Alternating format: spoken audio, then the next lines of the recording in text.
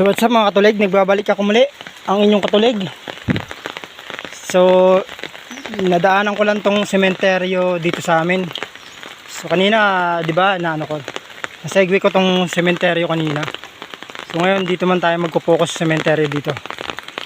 Alam niyo mga katulig, siguro edad kong 6 o 7. Itong sementeryo na to talagang kung paano nyo itong nakikita na para bang napaglumaan na ng panahon ganito talaga siya, diba? So lahat naman tayo talaga pupunta rin dyan. So mawalang galang lang po sa nakalibing po rito, makikiapak lang po ako sa inyo. Ayan po, i-vlog ko lang po kayo.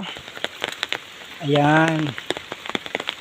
Dito mga katulig, ang rito sa amin, walang ika nga nila, walang limit. Hanggat na alagaan nyo yung nicho ng pamilya nyo na nakalibing dito,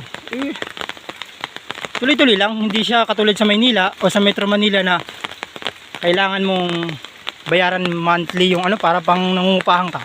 Diba? Tapos pag di mo nabayaran, tatanggalin nila yung nakalibing doon na kamag-anak nyo, tapos papalitan ng panibago.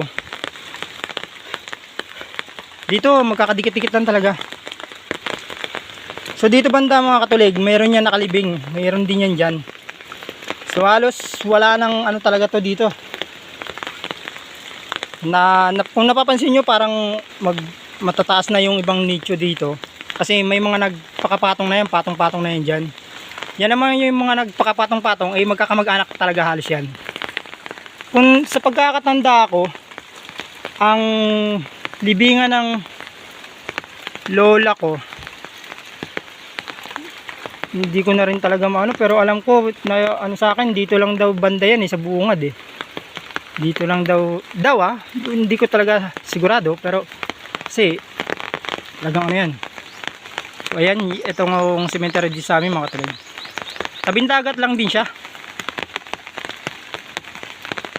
Yan, diba, probinsya talaga.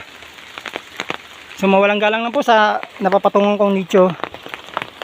Sana po sumalangit po ang inyong kaluluwa at gabayan po kayo ng Panginoong Diyos Ama na lumikha sa ating lahat, na panimula, gumawa ng langit at lupa, sa ngalan ng kanyang anak na si Jesucristo na ating tagapagligtas.